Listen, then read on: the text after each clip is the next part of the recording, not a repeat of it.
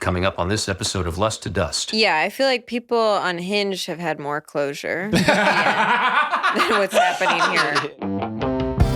From lust to dust. Welcome back to From Lust to Dust, my horny dead dad. Podcast where we read our dead dad's sex book. I'm Brett Dodenhoff. And I'm Connor Dodenhoff. Today we got Faith Ladzinski. Ladzinski. I'm guessing that's Polish. It is. Good job. How are the parents? What do they think of this venture? Oh, they're very supportive. They love it. Married parents? No, they're divorced. Okay. They got divorced when I was in college. Oh, shit. How'd that go? Badly, I guess. Did you anticipate it? Was there a phone call? Was there... I mean, I was going to school in New York, so I think I wasn't really fully aware. And then I came home and my dad picked me up from the airport and he was like, hey, so your mom moved out. With that said, they didn't even bother to tell you? They're not great at communication. So dad picks you. You come home from college. It's Thanksgiving. You got 3 days before you're slicing. I love how he had it. It's Thanksgiving. Wow, that's kind of Let's paint the scene. Where'd you go to college? NYU. So no forewarning. Like, how long had she been moved out? Did she move out yesterday? I'll tell you. When you moved out, your mom moved out. I think that they literally waved goodbye. There was one car, dropped you off. He came back, picked up your mom, and dropped her off. Could have been. Yeah, I think people wait till their kid's in college sometimes, and then they're like, sure. okay, 100%. We just have to make it till college. I think like when, I don't know, women get divorced, I feel like they have often decided for a long time that this was happening. And the guy takes a while to catch up, to realize that. It's a theme on the pod. This is really happening. It's too late Yeah. to fix it now. It's a theme on the pod. We've learned is. that. Relationships in general. I don't get how it like, someone's got to make a change. And to be honest, I think it's got to be women in this situation. I would agree. To say it earlier, because it's like by the time the guy gets hit, it's like, great, we'll work on it. And it's like, oh no, I already made this decision. Yeah. And I've just sat here hating you for the last 6 months Yeah. and letting it fester until I'm now ready to blow up. Yeah, my dad's like, should we do like therapy together? My mom's like, I've hated you for 5 years. This is 5 years ago. Well, I just don't understand. We in society assume girls in the relationship are the communicators. They communicate. I beg to differ, because like we're saying, they don't tell you the shit that's going to motivate the breaking up when they drop it on you 6 months later. Yeah, you're like, she's been sleeping in a different bedroom for 5 years. How would I know she's unhappy? See, that's the problem, is that we'll all rationalize like, well, she got the better room. There's a nice draft in there. Yeah. She gets hot when she sleeps. Considering the book, we're going to get back into, our dad was encouraged by a therapist to go back to his pregnant ex-girlfriend who's not carrying his child. If that's a tongue twister and doesn't make sense, it didn't make sense to us either. Brett and I are under the opinion he should have left. I think most people are under the opinion, including all of his friends and his family. Just left. He never should have just gotten back to. He actively chose to get back with her. Yeah, I mean, if you're getting involved with the pregnant woman, you're kind of committing to a longer. Yeah. So I'm curious. Let's say, can you put yourself in this scenario? Let's say you got pregnant, and then your ex comes back to you and says, "Hey, I really love you, and I'd love to live this life out. And hey, I'll raise your child." How would you psychologically kind of respond to that? Would you be sort of repulsed by that? Would you be like, I mean, I think you're in a very vulnerable position. You're probably like biologically more open to wanting someone to help. What are you like? No, that's a good point. You're right. That's an excellent point. So it's not at all on Lori. I think we can kind of. No, I don't think it's on Lori. We can absolve her of any wrongdoing. It's so funny. My dad thinks this is going to work. Yeah. That he's like, they've already proven not to be a good fit for each other, and now she's pregnant, and he's like, okay. And she took me back. Oh my God, it's kismet. This is. Yeah, his ability to have this much optimism and love is crazy. For one person is insane. Well, it's not hard when you love the sight of a good-looking pregnant woman. Yeah. But we're going to see where it picks up here. It looks like we're jumping right to the maternity ward. So let's just go right back into it. This is an extension of Lori, and we'll wrap up Lori today once and for all. Almost 10 years since I'd been in a maternity ward, and here I was again. Jesus, I thought. This is not what I thought divorce would be like. Had I shown him, mirror, mirror on the wall, show me what my divorce is going to be like. If I'd shown you that the day of his divorce, What do you think he does in that moment? Do you think he goes right back to mom, or does he say, this is exciting? He would judge himself the way everyone else probably judged him and go, what I the agree. fuck are you doing? He's also been on like a generational run. He's kind of hit his stride sexually speaking. And Yeah, this like, doesn't seem like his dream life. It's like any question. Sometimes we go on these journeys, but the man you were before is, I mean, like, okay, let's say I show you at NYU, you now. Mm-hmm. How you feeling doing about this it? podcast. Sitting here at this podcast. You go, I'm PM. switching to economics. Yeah. I would generally be happy Yeah. about it. Okay. Yeah. Okay, great. For And I sure. think I would be too. I mean, I'd be like, I'd have some questions, but we'd be like, but I think, but Bob here certainly, Yeah. given the amount of ground he's covered in 4 years and the amount of bullshit he's been through, he'd be a little horrified, I think, to see where he is now. Yeah. Years before I found my wife, married her, had 3 kids, and launched the remainder of my happily ever after years. Then all that came to a screeching halt. Now I was walking down the hall with a girlfriend being wheeled next to me, holding her new baby, but not my baby. Nor I thought, did I want a baby? But I did want a relationship, and if this is the way it was supposed to be, then so be it. I got the feeling that once baby was born, it became real to him. Yes. You know? Yes. And it was Yeah. all fun. Yeah, oh, I got a pregnant girlfriend. She's hot, whatever. But when that thing comes out, it's a whole different fucking... I mean, it completely changes the nature of everything. It's yeah, like, I think this was kind of a weird fantasy of his. Yeah. Maybe the pregnant woman thing. And then, Mm-hmm. it becomes too much of a reality. Because if it's not your child, I mean, I've always thought like an infant to me is tough. I agree. It's well, tough. also if you're, if you're walking around with like a pregnant woman who I guess got pregnant by someone who's awful and you're like, kind of like, I'm the hero Yeah. that's Right. helping her out. And then you're like, oh no, I might have to actually do something. Raising the kid is that's what actually matters. People see you doing this and it's like, okay, but if you don't follow through with raising the kid, you've done nothing. And I tried hard over the next few months, attempting to be a good surrogate dad to the extent that I could. Yes, a baby arrived, but that alone was no reason to accelerate my relationship with Lori into marriage. On the contrary, it was merely another reason to be cautious about wedlock. Yeah, cautious about wedlock. I mean, does this man not have any capacity for foresight of just going like, hey, this thing will be born. That creates complications. I'll have to play dad. All he thought about in the moment was she looks kind of hot with swaying hips. As those with children know, the introduction of a child is a life-transforming event, where, like it or not, your entire focus is redirected onto a squirming 8-pound mass of humanity that offers little more than dependency. Yes, I know this is not necessarily a female viewpoint, but if most men are honest, this is how they initially feel. The first 6 months of a baby's life is designed to be entirely enjoyed by the mother. It is. It's really the first 6 months are really, it's not online. That's what I always say. I go, the baby's not online. You know? Yeah, It's like- plug her in. Yeah. It's This like, thing's you know, not hooked up to Wi-Fi. Still booting up. It's like, you ever use like an old desktop from like, you know, and it's like you don't have internet and it's like, Yeah. all right, there's Microsoft Word on here. Yeah. There's nothing, like, you know? And it's like, okay, when the baby's online, you go, oh, okay, now we can talk. I went to see my friend's newborn and we stared at it for like 2 minutes and I was like, okay. Well, this is the problem is that Bob's half in, half out. And like, he's still not looking at this as his kid. I also love that he said he got very involved for the first few months. I'd love to know what that, how involved. He bought some diapers. This is probably when he doubled down on being a good father to us. He goes, all right.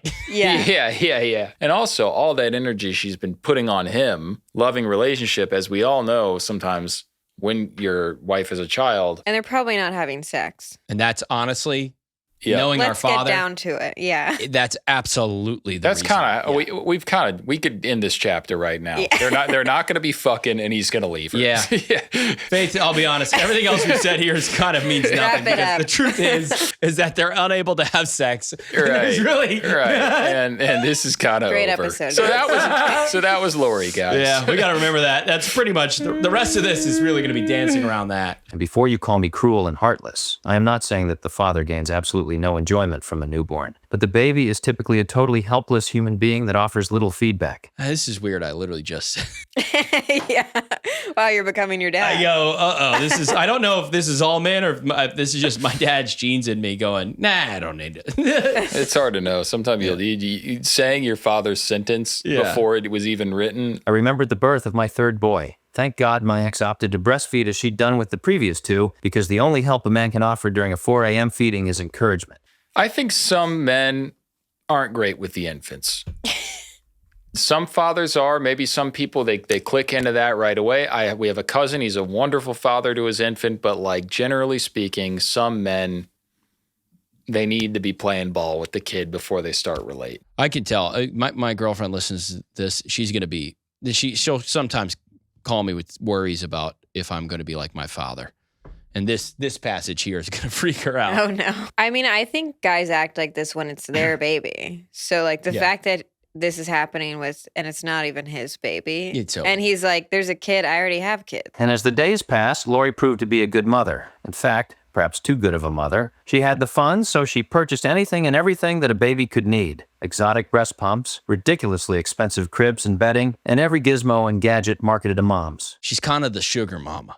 So I think that he's probably going, oh, you bought baby a new crib.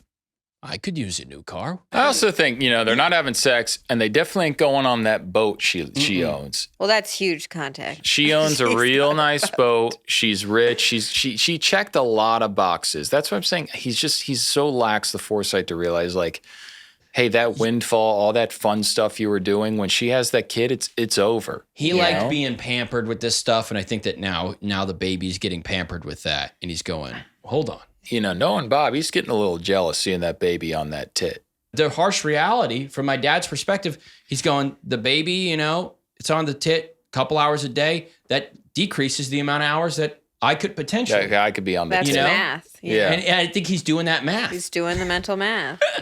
Well, I do wonder if there's some psychology to as a man get a little jealous of the baby when it's on the tit. Yeah.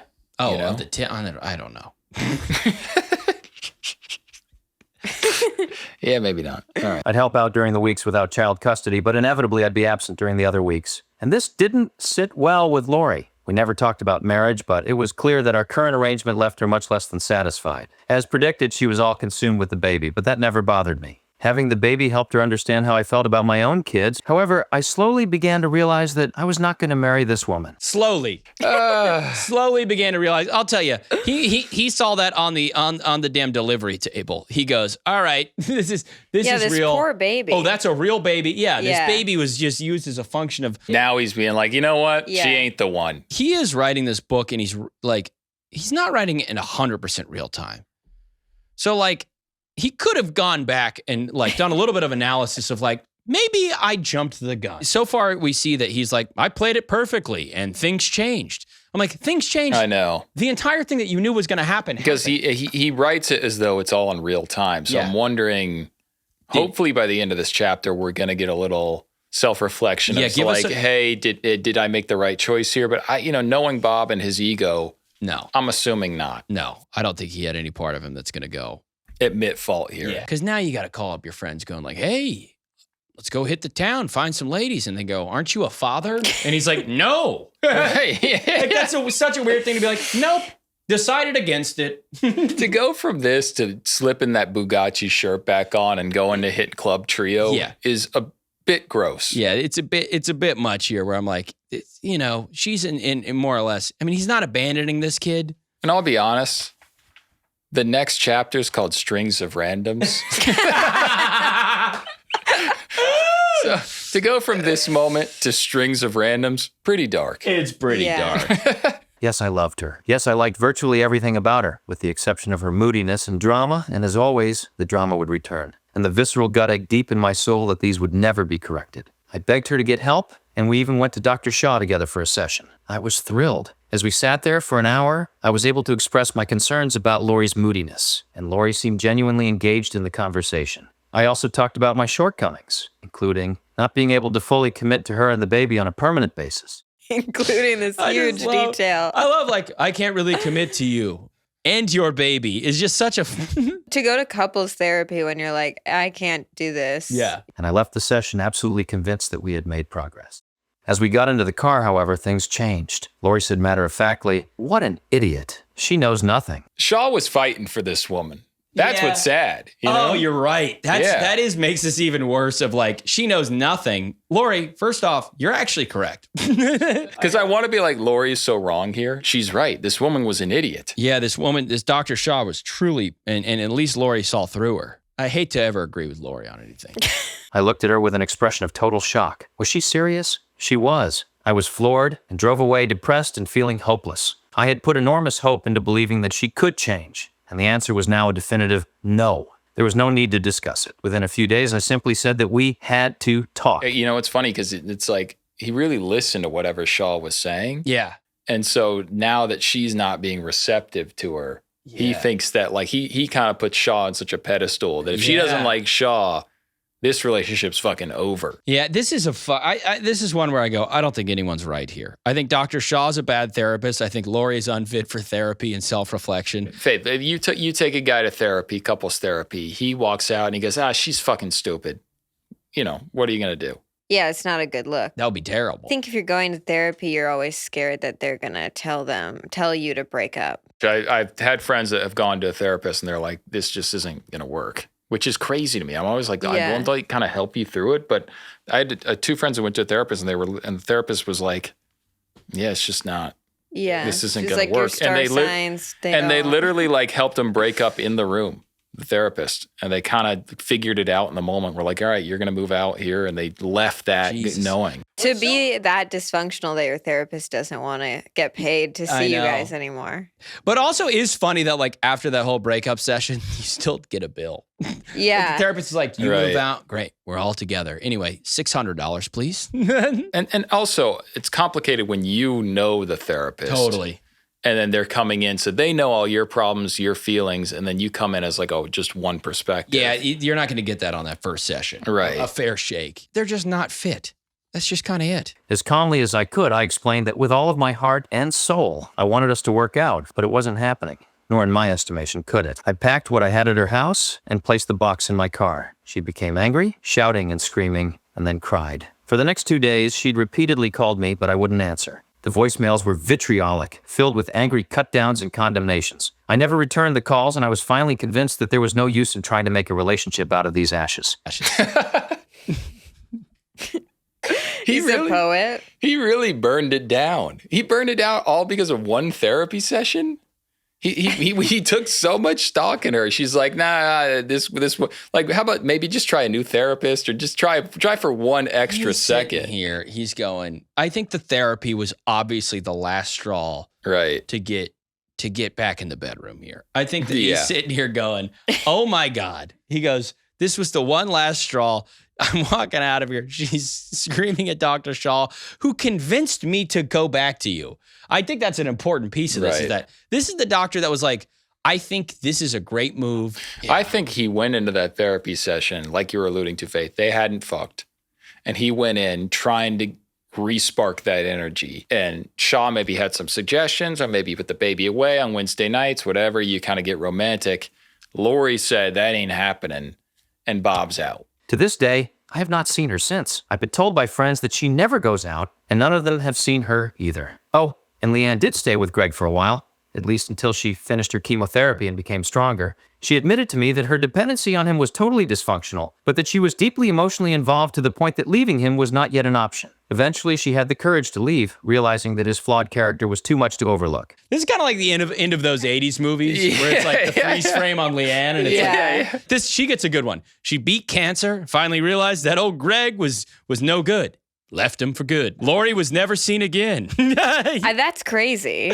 He never spoke to her again. This is at least worth a coffee. I'm very happy for Leanne. Leanne, as we remember, Leanne was with Greg. Greg was a horrible person. It is like an 80s movie. We freeze frame her. She finished her chemo. She healed from cancer. He kind of leaves the Lori saga in a like, oh, she never leaves her home. It's like a little bit of Witch on the Hill he's kind of painting. As we know, and people have told me, no one has really heard from Lori. And I wouldn't even know how to get in touch with her. Yeah, it kind of is like the end of like the Wicked Witch of the West, and it's like she melts and she's gone.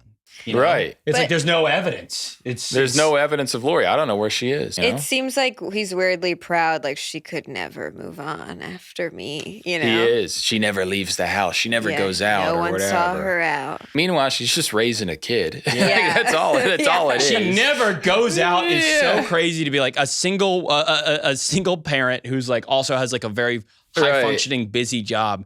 None of my friends see her on the town. Never And it's saw her at karaoke. If we really want to reflect on Lori after this, I think Lori, I blame most of this on Bob. I don't think he handled this great. Yeah, I feel like people on Hinge have had more closure than what's happening here. Yeah, you're right. Like even like a text of like, Yeah. hey, I just think that this is not. It's a remarkable lack of closure to, Yeah. to ignore the crazy calls. I know she's reaming you out, but just answer once, take it on the chin, and just say, "Listen." I'm sure Dr. Shaw was like, drop her. Never text her again. And it just feels like, oh, yeah, we did that kind of weird play where we were parents together for Yeah. a second. Like it was such a weird cosplay thing for my dad to be like, put on this hat for a second. And then the Yeah. moment he's like, man, I'm not really liking this. Yeah. I'll see ya. I've been very harsh on Bob in this Lori saga. I think that looking back, him being with her, maybe, I don't know, it was certainly bizarre, not a great decision on his part. Was it good for her to just get through that part? Did it maybe help her briefly? Yeah. You get her through the pregnancy. Now she's single. She's got a young child, but it's better than being single and pregnant. So, I don't know. Maybe there was some decent things he did here. I think it's complex. I think that objectively trying to do, he kind of did the right thing for a bit.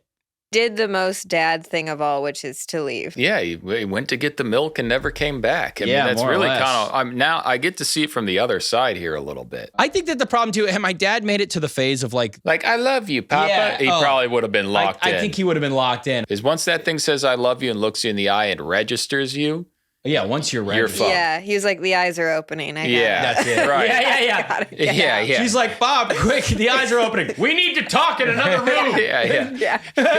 It had nothing to do with the therapy session. Yeah. The He's thing, it pulling rolled on the over driveway. and made one little eye contact She with goes, him. the babysitter just said that didn't open its eyes. And he goes, we need to talk. Yeah. I can't let this thing see is me. over. Yeah.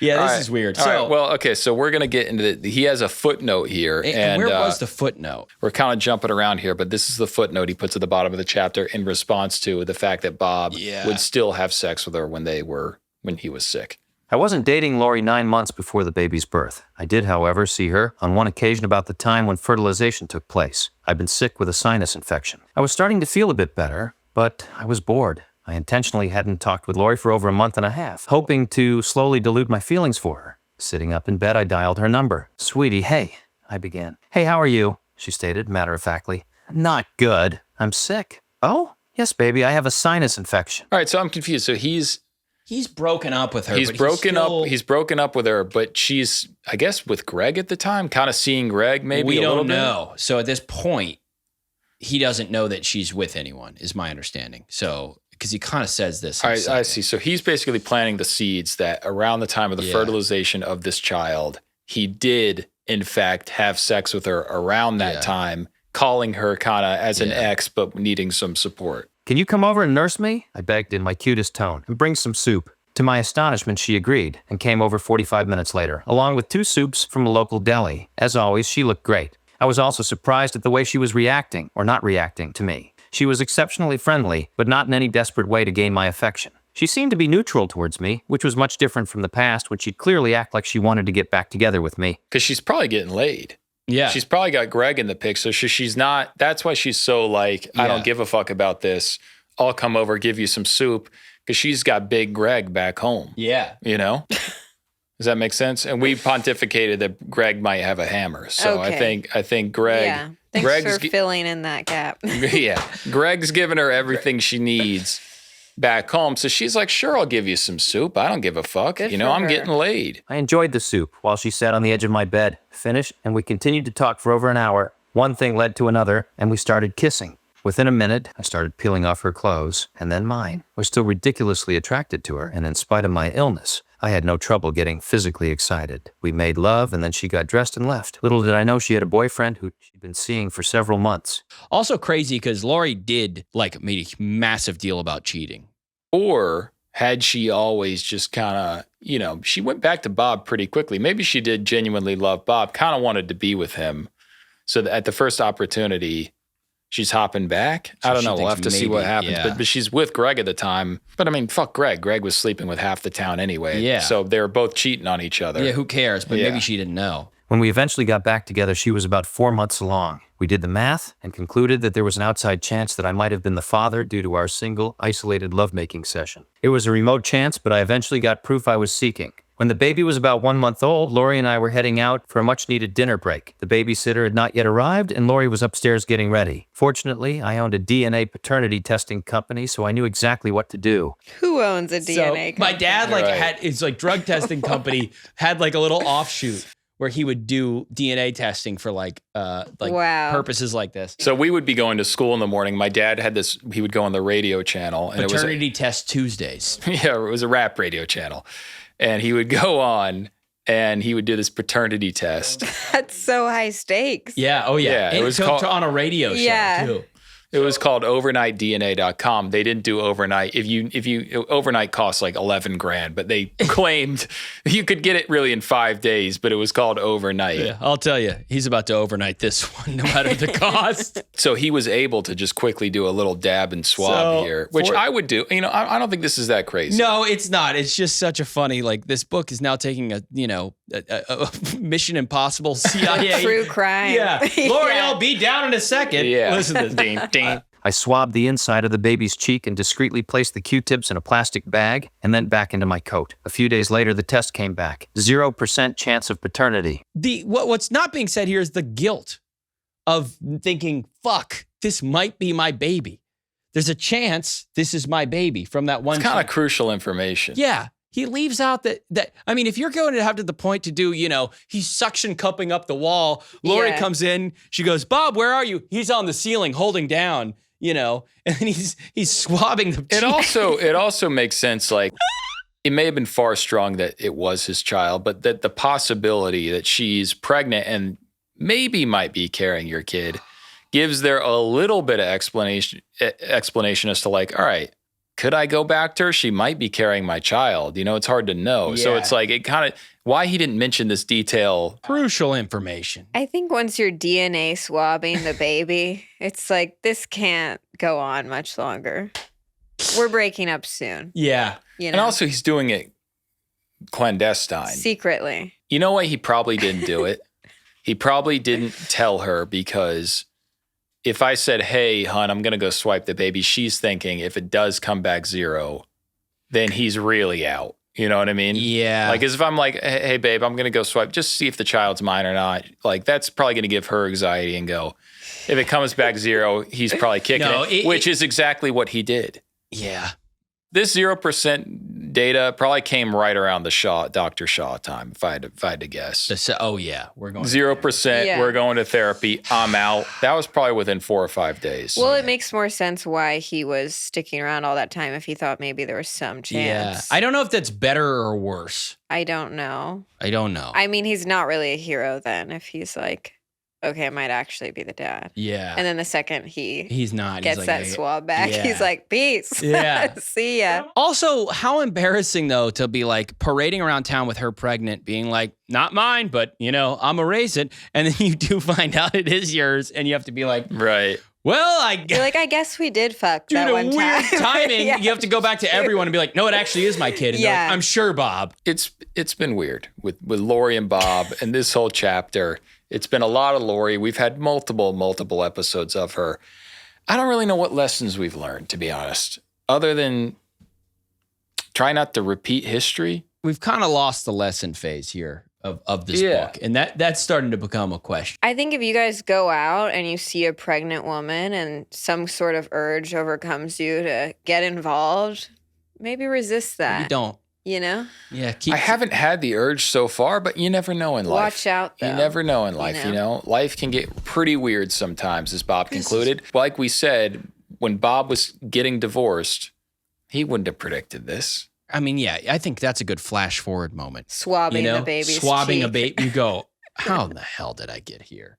I'm swabbing a baby's cheek so I can send it in to my DNA company. I remember Bob's suitcase was open one day, and I saw he was going on a trip or something, and I saw what I thought was a DNA test on there. I might have witnessed the The impetus here? impetus. Are you serious? Yeah. It was either that or an STD test, and unfortunately, both are very plausible.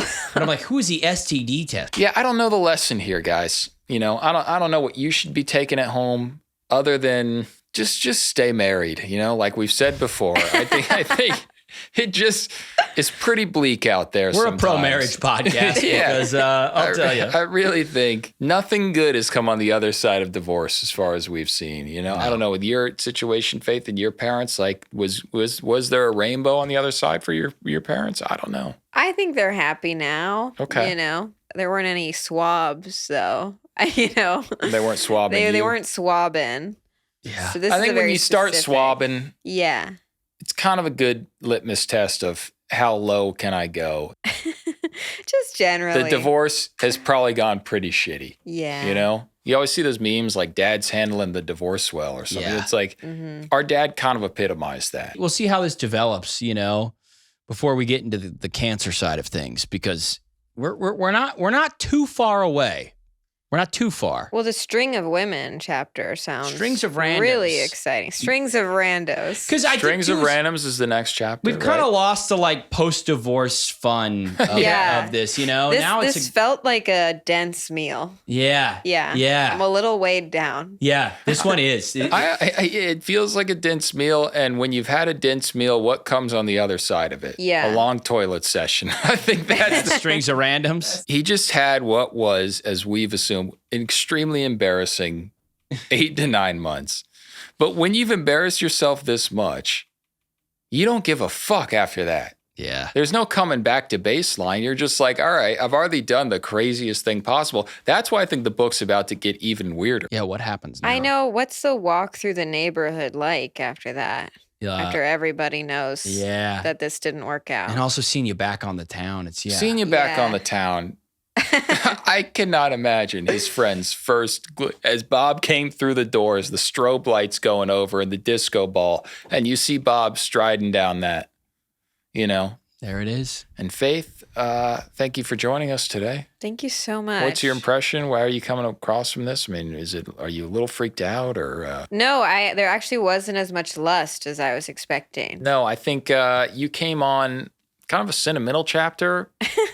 I would say, but not really. I mean, he leaves a woman with an infant. Like it's Devastating. I don't even know what's happening, Actually, guys. But next week we're going to get into Strings of Randoms, which I know you're Incredible excited for. Strings of Randoms. There's a woman named Hannah coming up, and there's probably a few more random women, and that will epitomize the chapter. There we go. But I am happy and thrilled to kind of put Lori behind us, as I'm sure you are. No worries, and guys, we'll see you next week on From Lust to Dust, My Horny Dead Dad. From love